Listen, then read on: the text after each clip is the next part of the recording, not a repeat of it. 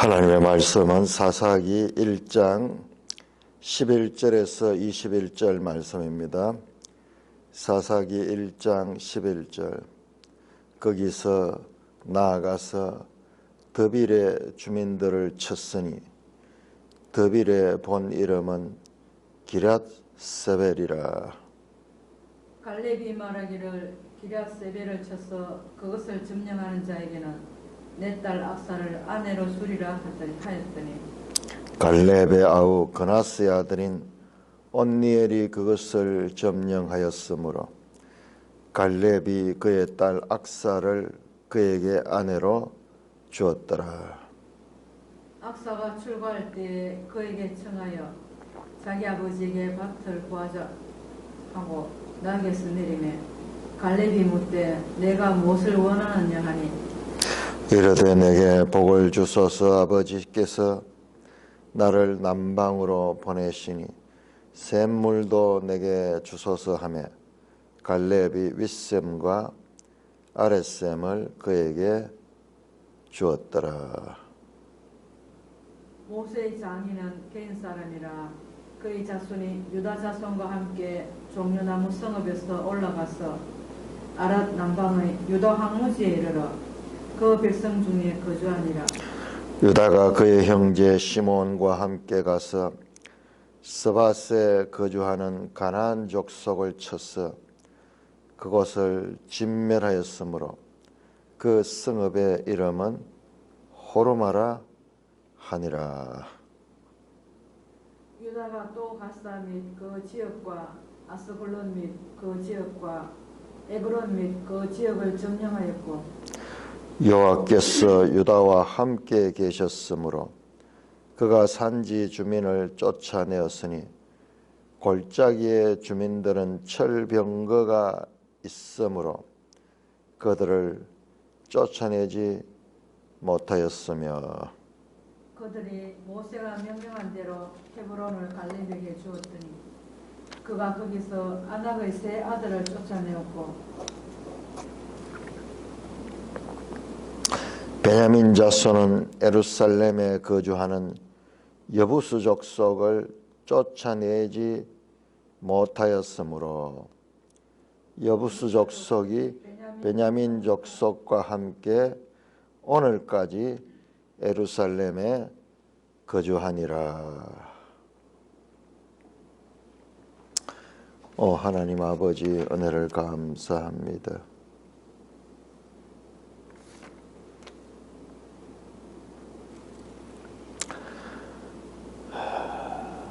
출애굽과 그리고 가나안 정복의 역사를 통하여 우리에게 말씀하시는 하나님의 뜻을 잘 깨닫게 하여 주시옵소서.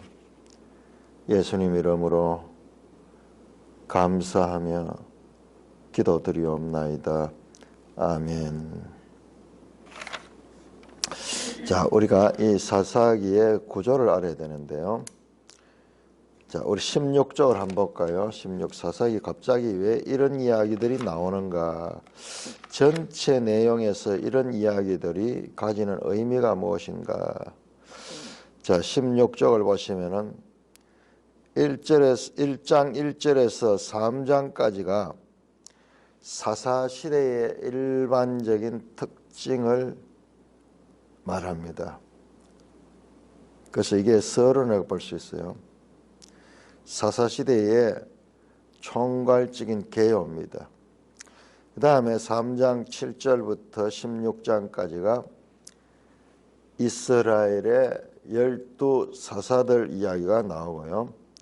그 다음에 17장에서 마지막 21장까지는 그 사사시대에 얼마나 질서가 없어지고 무법됐는가, 언약 백성이 그 언약을 어기면서 살게 됐는가를 보여주는 내용입니다.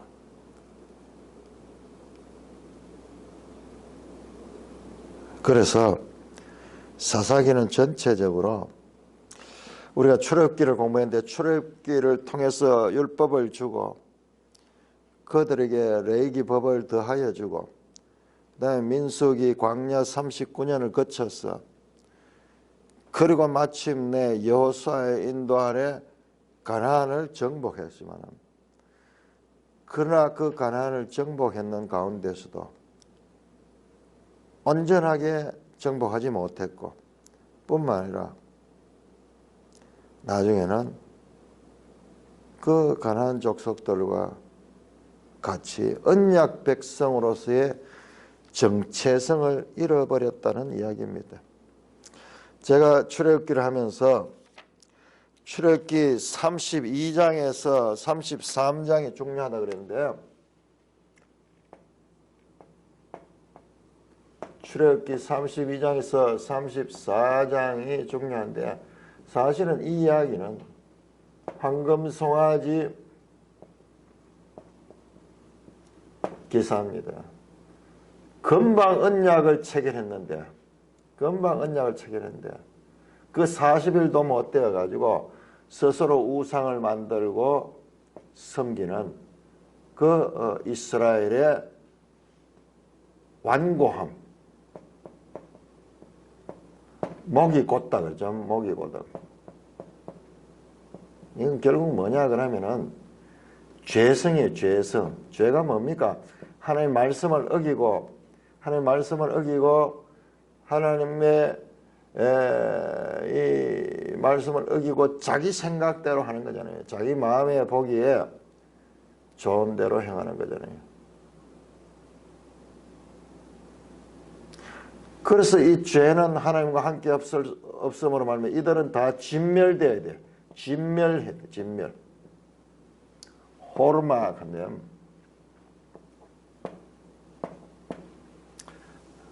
호르막 진멸해야 됩니다. 이 단어가 중요합니다. 왜냐 이것은 불과 마른 그 집단처럼 함께 할 수 없어. 함께 없어. 무슨 하나님 특별하게 나빠서 그런 것이 아니고 본성 자체가 이 죄성은 하나님의 거룩과 함께 할 수 있는 거룩은 이 거룩 앞에 죄는 오면은 소멸돼야 돼. 이거는 원리지 무슨 인정이고 뭐 사건의 문제가 아니에요. 상황의 문제 아니에요. 이걸 우리가 분명히 모르면은 성경을 이야기 안 됩니다. 이게 실상입니다. 이스라엘의 실상이에요, 이게. 그러면은 그 완악한 바로와 다를 바 없어요. 바로와 똑같습니다. 바로와 똑같습니다.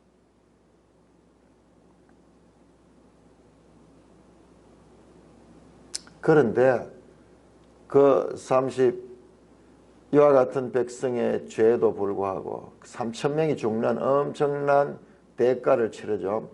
그 과정에서 모세의 중보를 인해 가지고 모세의 중보로 말미암아 가지고 3번이나 중보하면서 그들과 언약 관계가 파괴되는, 진멸되는 언약 관계가 파괴되는 거죠. 세웠던 것이 무너지는 거죠.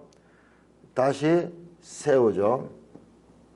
언약을 재언약하죠. 재언약. 여기에 모세의 중보가 있었다. 그리고 하나님께서도 그러면 이와 같은 근본적인 문제는 어떻게 체결하는가? 이 죄로 말미암아 진멸되어야 될 백성과 함께 할 수 있는 방법은 바로 제사예요.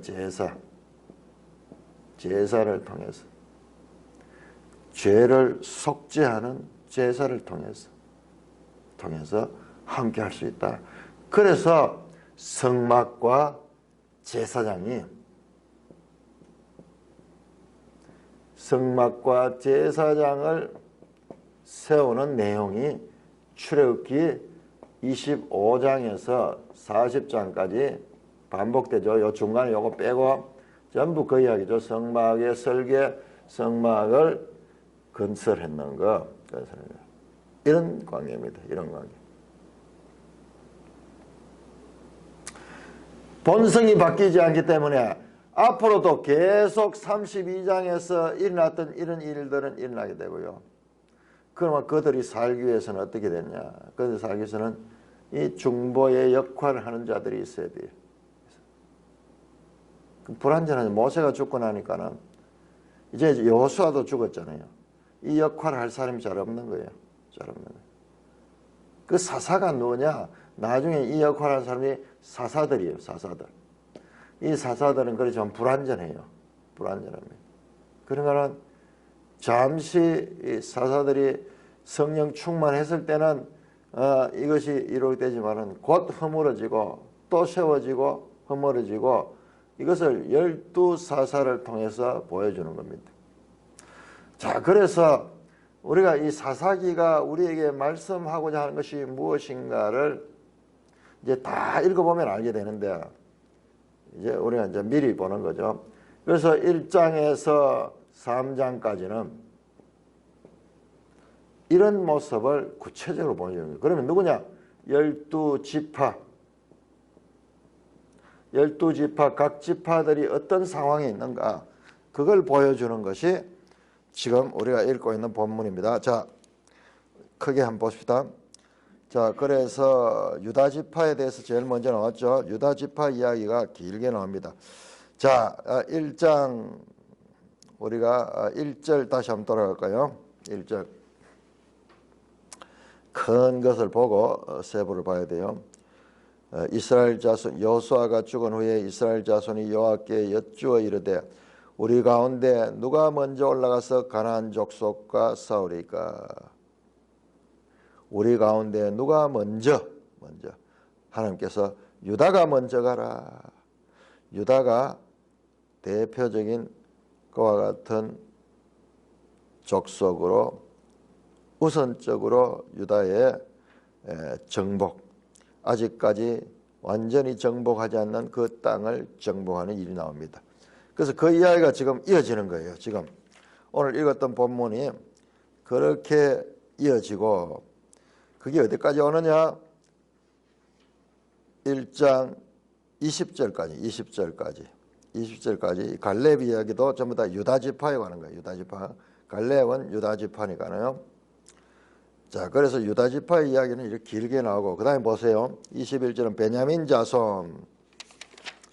그 다음에 22절에 가면은 22절 요셉 가문.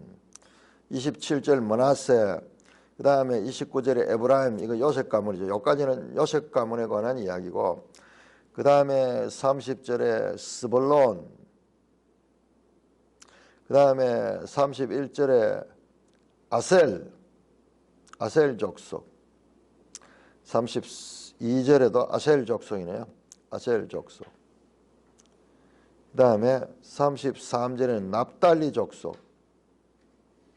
그 다음에 34절에는 단 자손. 단 34절 그 단 나오죠.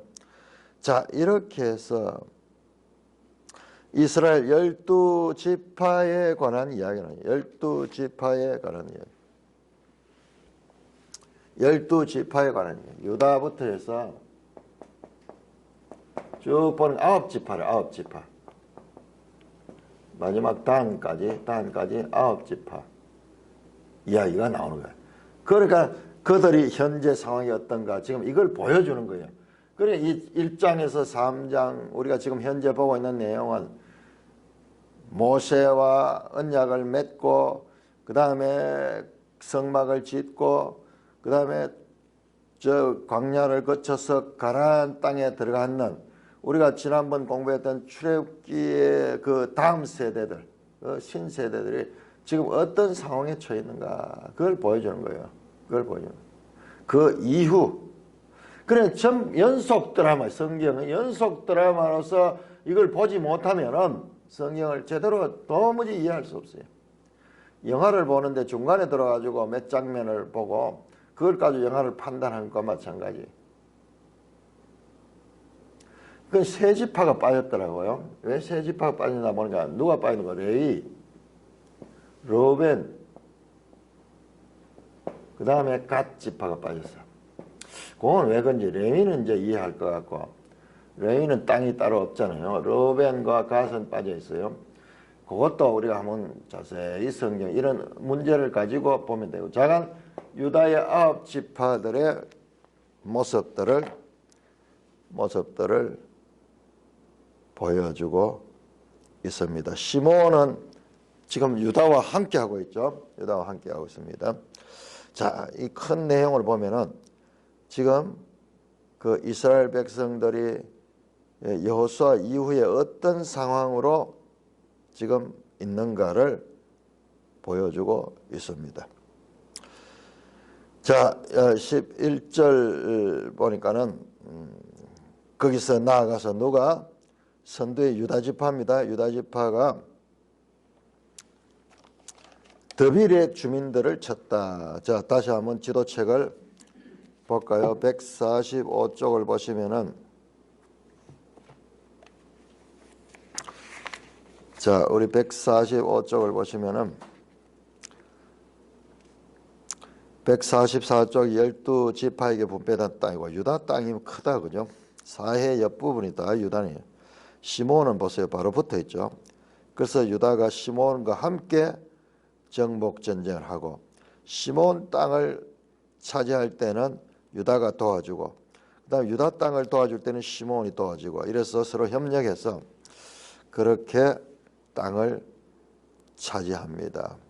우리 매일성에 이것들 하나님 약속을 온전히 지키지 않은 것이라는 그런 평가를 했는데, 그건 잘 모르겠어요. 제가 보니까는 그 부분에 대한 말씀은 없어요.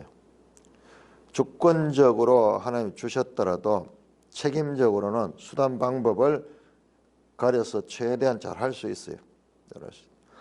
거기까지 좀 지나친 게 아닌가 생각이 들기도 하는데, 자만 이 사사기 이 매일성경 이 해설자가 말씀하고자 하는 것은, 자간 이 본문이 지금 부정적인 것을 드러내기 위한 것이다. 그걸 보고 있기 때문에 그렇게 했던 것 같아요. 그거는 맞습니다. 지금 사사기는 지금 뭘 보여주냐? 이스라엘의 실상을 지금 보여줍니다. 이 드빌은 지금 여기에는 안 나오고 144쪽은 안 나오고 145쪽에 보이 나오네요. 145쪽에 보니 헤브론, 유다 지역에 헤브론 밑에 드빌 나오죠. 그러니까 유다 지역에 아직까지 정복되지 않는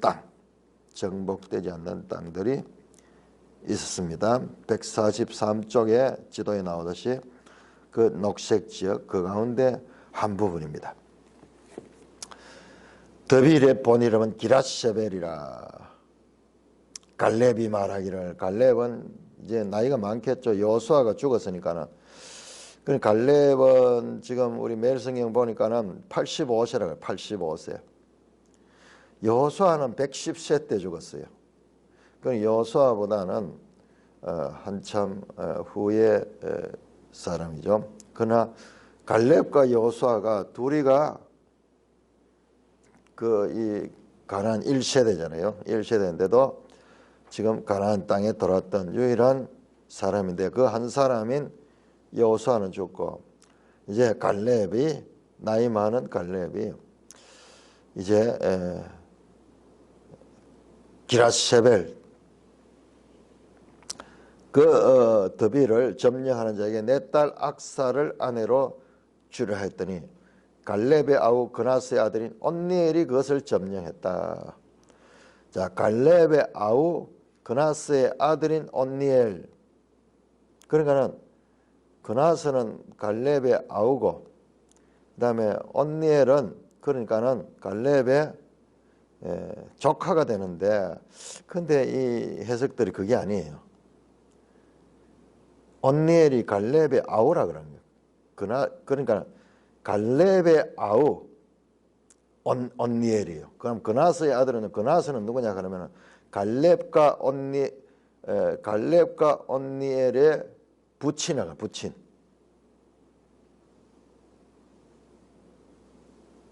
그나스가 갈렙의 아우인 것 같으면은, 그러니까 그나스의 아들이라는 이 말이 온니엘을 수식하는 건데, 그러니까 그나스가 갈렙과 온니엘의 아버지가 되면은, 그러면은 그 온니엘이 동생이 되죠. 갈렙의 동생이. 나는 늘 이렇게 조카로 생각했는데 주석에 보니까는 아들로 동생으로 되어 있더라고요. 아마 그래서 이 표현 자체가 그래서 그런 것 같아요. 그나스가 갈렙과 온니엘의 아버지다. 그러면 형제가 되죠. 그 이 당시에는 보니까 건친 결혼이 있었습니다. 그리고 같은 집합끼리 주로 결혼을 많이 했죠. 온니엘이 그것을 점령했다. 그래서 약속대로 그의 딸 악사를 그에게 아내로 주었더라. 자, 이런 것들도 우리 부정적으로 해석하시는 분들은 야, 이렇게 땅을 차지하면은 자기 그 딸을 그 장수의 아내로 주는 이런 법도 이것은 하나님의 법이 아니고 그 당시에 전통적인 이 중건동 지방의 세속적인 그와 같은 전통인데 그걸 따랐다. 그렇게 부정적으로 평가하기도 합니다. 그 갈렙의 모습, 늙은 나이지만 앞에서 갈렙이 가나안 헤브론을 정복했죠. 헤브론을 정복하고 그래서 약속대로 악사와 언니엘을 결혼시킵니다. 악사가 출가할 때 그에게 처음에 아버지에게 밭을 구하자. 악사가 출가할 때 나귀에서 내려가 갈렙이 묻자 뭘 원하냐 내게 복을 주소서. 그러면서 이제 갈렙과 언니엘 악사와 언니엘이 결혼해서 저 유다 남쪽에 가서 거기 가서 살 수 있도록 그렇게 땅을 주었습니다. 그때 셈도 구했다. 이게 뭔데 여기 기사에 나와 있는가? 지금 그 보면은 조금 그런 면에서는 애외적입니다. 그러나 그만큼 이 지역에서는 샘물이 있다 하는 것이 중요하다. 샘이 없으면 사람이 못 살죠. 비가 많이 오지 않는 지역이기 때문에. 그래서 그런 개인적인 이야기가 기록이 되어 있습니다. 자, 그런데 이런 것들이 조금 애매잖아요. 보면 이 지금 큰 정복 전쟁하는데 뭐 이런 사사로운 이야기를 왜 기록해놨을까? 여기도 의미가 있을 거예요. 우리가 발견하지 못한다고 모르는 게 아니라 앞으로 우리 성경을 보면서 이런 면도 하나님께서 우리보다 어리석지 않아요. 그 악사가 아주 적극적으로 아버지에게 자기 몫을 구해서 구하는 대로 아버지 갈렙이 주었습니다. 자, 그 다음에 갑자기 16절에 모세의 장인은 겐 사람이라 그의 자손이 유다 자손과 함께 했다. 지금 유다 이야기를 하고 있잖아요. 자, 그러니까는 우리가 출애굽기 18장에 그 이더로가 나왔고 그다음에 민수기 10장에 보면은 이제 그 시내산에서 떠날 적에 모세가 그 자기 처남에게 같이 가자 그랬는데 같이 갔는지 안 갔는지 민수기에는 안 나와요. 그런 제안하는 것밖에 안 나오는데 아마 이 내용을 보니까는 그 제안을 받아들여서 이 겐 사람들이 이스라엘 백성들과 함께 이제 시내산에서 떠나서 지금 가나안 땅도 같이 들어갔어요. 같이 들어갔다는 걸 알 수 있습니다. 그래서 그들은 누구하고 있었나? 유다 자손과 함께 같이 살고 있어. 그래서 아랏 남방 유다 황무지에서 거주했다. 지도 우리 145쪽을 볼까요? 145쪽에 보면은 유다 지역에 저 유다 144쪽을 보는 게 낫겠네요. 144쪽을 보면 좋겠네요. 143쪽을 한번 볼까? 143쪽. 유다 저 남쪽 그다음에 144쪽은 유다가 크네요. 그 시몬은 그 유다 안에 다 들어있네요. 유다 안에 어떻게 이런 이상한 땅 분배가 됐네요. 여기에도 의미가 있을 거예요. 여기도 의미가 있습니다. 유다는 시몬 안에 있어서 앞에서 유다가 시몬과 함께 가작하는 것은 필연적인 관계는 이 지도를 보니까는 저 멀리 있는 납달리나 스볼론과 같이 가자 했는 것이 아니고 시몬과 같이 가자 했는 그 이유를 우리는 글만 보면 몰랐는데 이 지도를 통해서 보니까는 그 필연적인 이유를 알게 되네요. 이들은 불가분리적이네. 유다 영토 안에 시몬이 들어와 있네. 특별한 그 형태를 가지고 있습니다. 그러니까 저 남쪽 지역에는요 완전 황무지 지역이에요. 광야죠. 유다 광야를 하는 것이 이쪽을 가리킵니다. 그래서 유다 광야와 저 애굽의 그 광야도 신 광야, 술 광야 이게 전부 그 밑에 있잖아요. 그 이쪽 지역은 광야 지역이에요. 그래서 이 겐족들은 유다족 속과 함께 머물었다. 그 백성 중에 거주했다. 그렇게 말씀하고 있습니다. 그 다음에 유다와 그의 형제 시몬과 함께 앞에 3절에 나왔죠. 계속.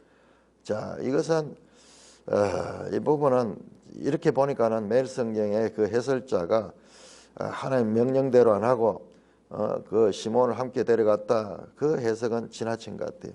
이건 둘이 공동 운명체예요. 공동 운명체. 함께 가서 스바스에 거주하는 가나안 족속을 쳐서 그것을 진멸하였으므로 그 성의 이름을 호르마라 하니라. 자 보세요. 이게 바로 진멸이에요. 진멸. 호르마.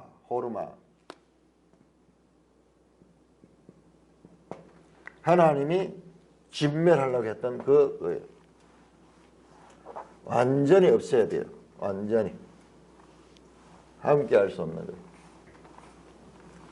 그래서 이 가나안 땅을 그 사람들을 진멸하고자 하는 것도 이런 의미가 그 인정이나 어떤 그런 상황을 통해서 해석하면 이 답이 안 나와요.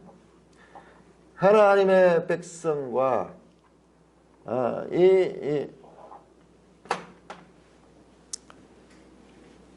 죄된 죄악의 백성들과는 함께 할 수 없다. 그래서 지금 이거는 성공 사례를 보여주는 거예요. 스바스에 거주하는 가나안 족속을 쳐서 그것을 진멸했으므로 그 성의 이름을 바꿔서 호르마를 하니라. 144쪽을 한번 볼까요? 144쪽 호르마 나오더라고요. 호르마는 시몬 그 땅에 들어있네요. 호르마. 그러니까 지금 이번에는 시몬을 도와줬는 거네요.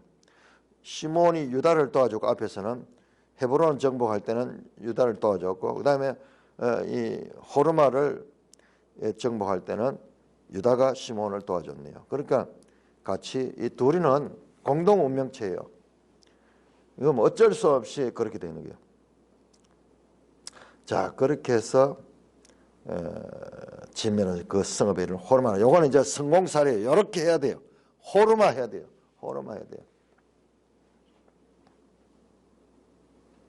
근데 이스라엘도 호르마 돼야 되는데 하나님의 은혜로 지금 호르마 되지 않지만은 이 가나안 족속들은 완전히 진멸해야 됩니다. 인정사정 없이. 여기에서 사람들이 많이 지금 이 하나님이 잔인하다. 하나님 깡패다. 도올 김용옥 있잖아요. 도올 김용옥이 그것도 어디 한신대인가 신학 나와가지고 이런 것을 해석하면서 하나님이 누구냐? 하나님은 사막의 깡패라고. 사막의 깡패. 이 광야 지역에 이 땅의 깡패 같은 하나님이다. 참 얼마나 답답한지 몰라요. 성경을 제대로 알지 못하는 인간들이 자기 생각을 가지고 판단하니까는 그렇죠. 왜 진멸해야만 되는가? 왜 진멸해야 되는가? 성경에 다 나와 있어요. 다 나와 있습니다. 자, 우리 신명기 9장 한번 볼까요? 자, 이 부분 우리 확실하게 이번에 저도 이때까지 참 답을 잘 몰랐어요. 그런데 이번에 성경을 보니까는요, 이거는 하나님이 이들을 미워하거나 이스라엘을 선대해서 그런 게 전혀 아니에요. 자, 신명기 9장 4절 5절 보겠습니다. 자, 4절 5절. 내 하나님께서 그들을 네 앞에서 쫓아낸 후에, 그들은 가나안입니다. 하나님이 쫓아냅니다. 네가 심중에 이르기를 내 공임으로 말미암아 여호와께서 나를 이 땅으로 인도하여 들어서 그것을 차지하겠다 하지 말라.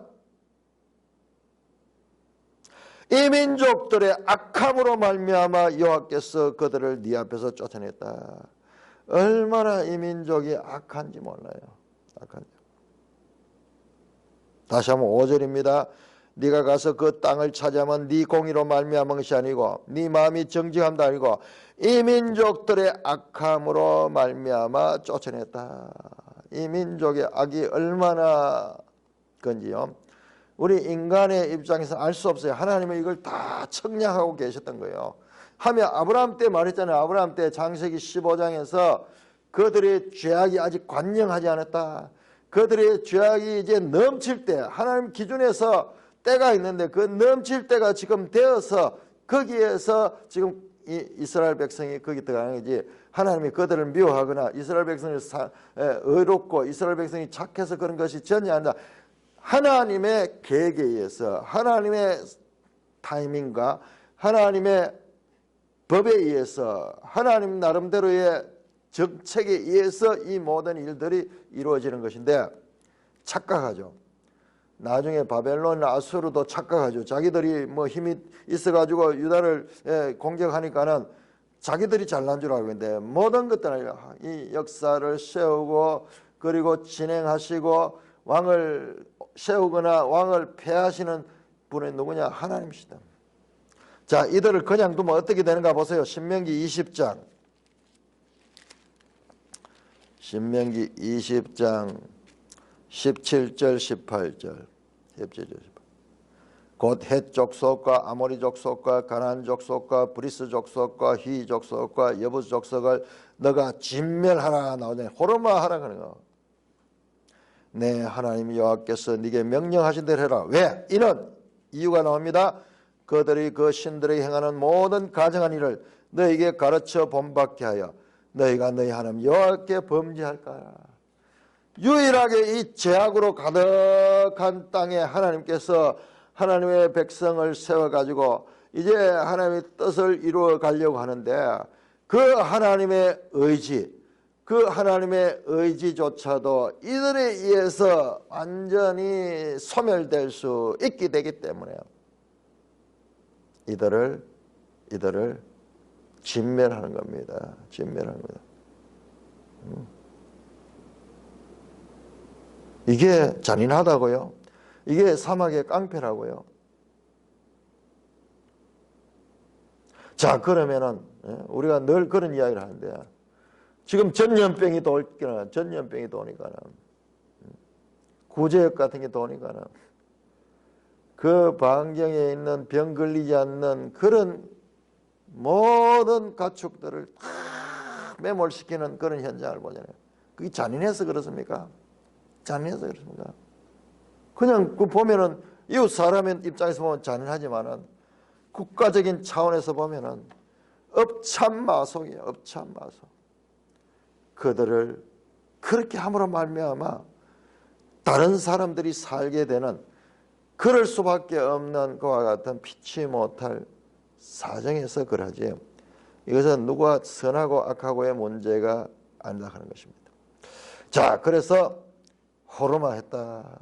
이것은 성공 사례예요. 자, 유다가 또 가사와 그 지역과 아스글론 및 그 지역과 에그론 및 그 지역을 점령하였다. 자, 지도 144쪽. 이건 전부 가나안 서쪽이네요. 144쪽을 보시면은 자, 거기 보세요. 저 끝에 지중해를 맞대고 있는 아스글론, 아스돗, 그 다음에 가사는 저 글자 끝 사자만 나오네요. 끝에 가사, 아스글론, 아스돗 이게 전부 다 블레셋 지역이네요. 블레셋 지역. 그럼 이 블레셋 땅도 원래 하나님께서 유다에게 준 건데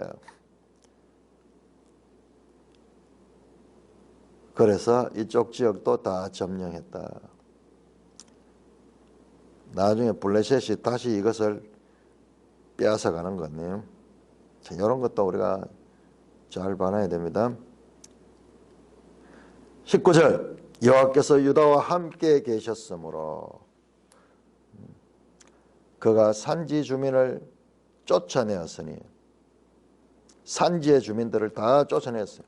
그러나 한 가지 문제에서 골짜기 주민들은 왜 철병거가 있으므로 그들이 쫓아내지 못하였다. 지금 핵심은 지금 여기 있는 거예요. 다 진멸하고 점령했는데 그러나 점령하지 못한 것이 있다. 유다가 성공한 데도 있고 스밧을 진멸해서 호르마로 바꾸는 그 일에서는 철저하게 하나님의 말씀대로 성공했지만은 그러나 골짜기 주민들은 쫓아내지 못했다.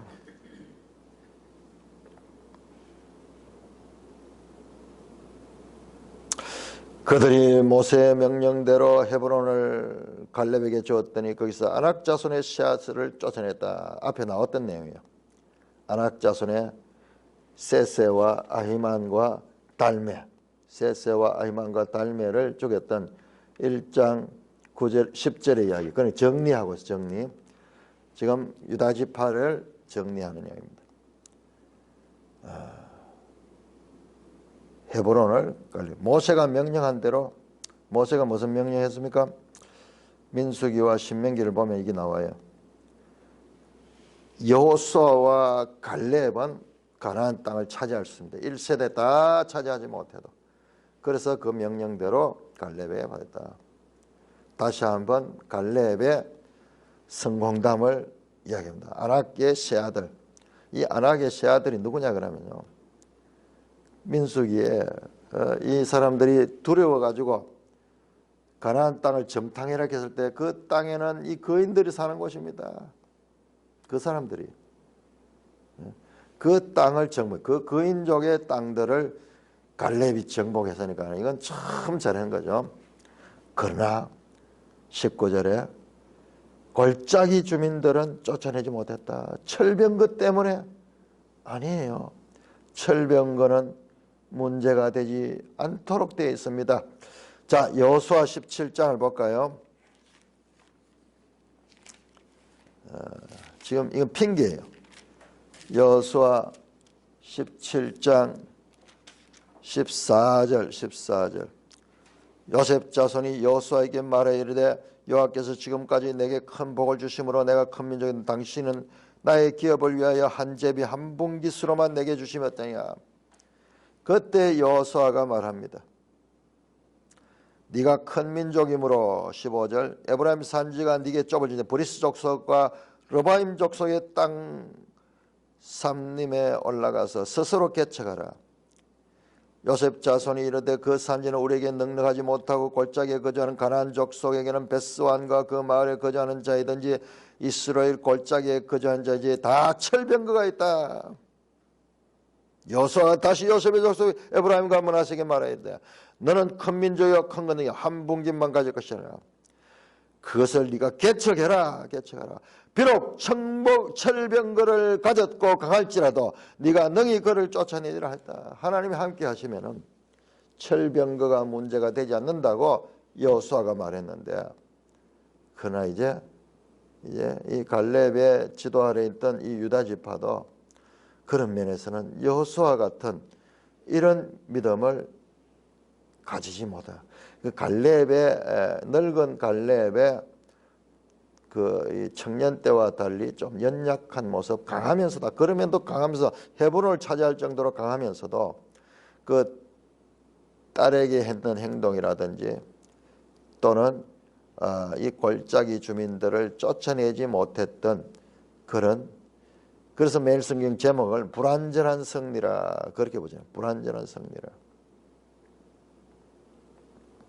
그 다음에 짤막하게 베냐민 나옵니다.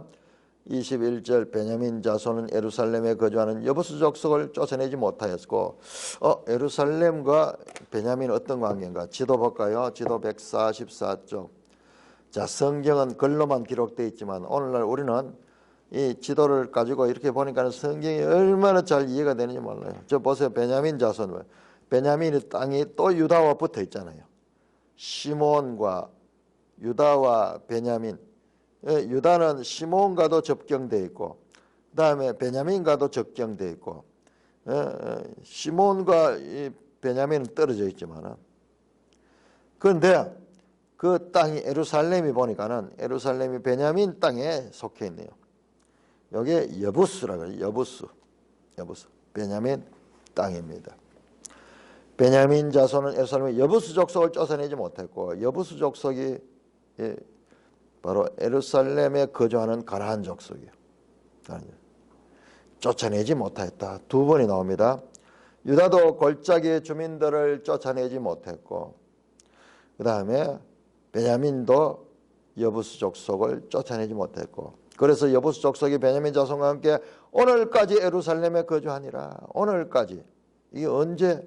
오늘이 언젠가? 최소한 다윗 시대까지 갑니다. 다윗 시대 가서 정복이 돼요. 예루살렘이. 이 여부수 쪽이 사무엘하 6장에 보면은 다윗 시대에 와서 비로소 예루살렘이 정복될 정도로. 그러니까 이 여호수아를 통해서 가나안 정복 사건은 불완전한 정복이었다. 온전히 정복하지 못하고 그들이 함께 동거했다. 뒤에도 계속 나옵니다. 다 완전하지 못하고 부분으로 그렇게 가나안 족속들이 남아있었다. 하나님은 이 모든 것을 진멸하려 그랬는데 이 가나안 족속들이 부분 남아있다. 이게 왜 문제가 되는가? 자, 우리는 지금 이 사사기만 보면은 80% 90%의 성공이니까 성공했다. 그런데 이것은 성공이 아닙니다. 이것은 하나님의 법을 어기는 거예요. 자, 우리 지난번 공부했던 출애굽기 23장을 돌아갑니다. 출애굽기 23장. 자, 이렇게 성경의 내용은 다 연결됩니다. 이 연결되는 내용을 놓쳐버리면은 지금 우리 마음대로 판단하게 되는 거예요. 자, 출애굽기 23장 33절. 23장은 뭡니까? 십계명과 더불어 준 언약의 책이잖아요. 언약의 책. 그들이 네 땅에 머무르지 못할 건 그들이 내게 범죄하여 할 것들이다. 네가 그들의 신을 섬기면은 너희 올무가 되라. 32절. 그 땅 주민을 내 손에 넘기리니 네가 31절이네요. 그들을 네 앞에서 쫓아내라. 너는 그들과 그들의 신과 언약하지 말고 그들을 쫓아내라. 왜? 그냥 두면은 그것이 너에게 올무가 된다. 하나님의 뜻이 지금 이들 때문에 이 전개될 수가 없는 거예요. 하나님 뜻이 꺾이게 되는 거예요. 지금 하나님은 온 인류를 구원하고자 하는 그 일을 하고 있는데 이런 일 때문에 그 하나님 뜻 자체가 꺾이게 된 거예요. 천지 만물의 주인이신 그 하나님의 뜻이 꺾이는 거예요. 자, 34장 보세요. 34장은 뭔가? 34장은 황금송아지 사건 끝부분이죠. 다시 언약을 재개할 때 나오는 말씀입니다. 똑같이 나오죠. 34장 12절. 너는 11절부터 보면은 내가 오늘 내게 명령할 삼가 지키라. 보라, 내가 내 앞에서 아모리 사람과 가나안 사람과 헷 사람과 브리스 사람과 히 사람과 여부 사람을 쫓아냈니. 너는 스스로 삼가 네가 들어가는 땅의 주민과 언약을 세우지 마라. 그것이 너에게 올무가 될까 하노라. 너희는 도리어 그들의 제단들을 헐고 그들의 주상을 깨뜨리고 아세라상을 찍으라. 다시 한번 반복합니다. 15절에 삼가하여 그 땅 주민들과 언약을 세우니 왜냐? 이는 그들이 모든 신을 엄란하게 섬기며 그들의 재물들은 너희를 처하면 너희가 재물이다. 너희가 그들에게 끌려가게 된다. 그래서 이렇게 모세의 법에서 금지하고 있습니다. 그러나 이 금지는 여기서 끝나지 않아요. 신명기에서 다시 한번 신명기 7장 민수기 신명기 7장 16절 신명기 7장 16절입니다.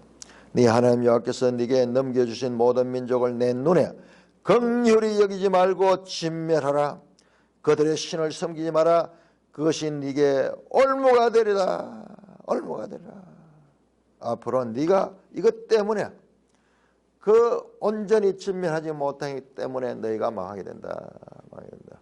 하나님은 이것을 알고 계셨습니다. 알고 계십니다. 자, 사사기 2장 보세요. 사사기 2장 3절. 사사기 2장 3절. 2장 3절. 이 말씀을 합니다. 그러므로 내가 말하기를 내가 그들을 앞에서 쫓아내지 아니하리니 그들이 너희 옆구리에 가시가 될 것이며 그들의 신은 너에게 올무가 되려 하였느라. 이걸 이렇게 반복해서 말씀했어요. 자, 민수기 한번 볼까요? 민수기 33장.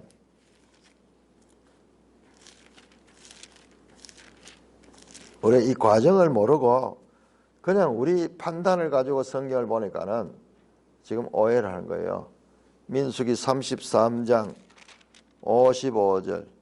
너희가 만일 그 땅 원주민들을 너희 앞에서 몰아내지 아니하면 너희가 남겨둔 자들이 너희 눈에 가시와 너희 옆구리를 찌르는 것이 되어 너희 거주하는 땅에서 너희를 괴롭게 할 것이며. 눈을 찌르는 가시다. 눈에 가시가 들어오면 어떻게 됩니까? 옆구리를 찌르는 것이 된다. 결국 이 때문에 이 인정과 이 완벽하지 못한 것 때문에 너희가 나중에 죽음을 당하게 될 것이다. 이렇게 강조했던 가르침인데 지금 이거를 우리가 보지 않고 이걸 보면은 이 90%의 성공이니까는 뭐 이 정도면 됐다. 사상에만 있는 사람은요 이걸 도저히 알 수 없어요. 그러나 출애굽기와 민수기와 신명기와 계속 반복했던 그 말씀을 하나님의 관점으로 보게 되면은 이것은 엄청난 큰 일이 앞으로 예고되고 있는 것입니다. 쫓아내지 못하였으므로 유다도 다 진멸 잘했지만은 골짜기 주민들을 쫓아내지 못했던 이것이 나중에 가시가 되고 올무가 될 것이며 베냐민 자손도 여부수 족속을 쫓아내지 못한 것들이 그것이 그들에게 올무가 되고 가시가 될 것입니다. 이어지는 내용이 나오는 다른 족속들도 마찬가지예요. 이제 그걸 보여주는 거예요. 그러니까 사사기가 지금 무엇을 말씀하고자 하는가? 이것을 우리가 볼 수가 있습니다. 하나님의 말씀을 줬지만 그 하나님의 말씀대로 행하지 아니하였다. 그럼 앞으로 어떻게 될 것인가? 이들에게 이 남겨둔 잔류된 가나안 족속들이 이들을 찌르는 가시가 되고 이들을 찌르는 그와 같은 옆구리를 찌르는 가시가 되고 올무의 역할을 하게 될 것이라는 것을 우리는 예상할 수가 있는 것이죠. 하나님의 말씀이 이미 나와 있기 때문에. 이렇게 시몬과 유다 가문이 가나안 정복을 어떻게 했는가? 그리고 베냐민 자손들은 어떻게 했는가? 불완전한 그와 같은 정복의 여지가 있다는 것을 사사기는 우리에게 지금 알려주고 있는 거예요. 알려준 거예요. 그래서 이걸 기본으로 해서 앞으로 말씀을 전하고자 하는 것입니다.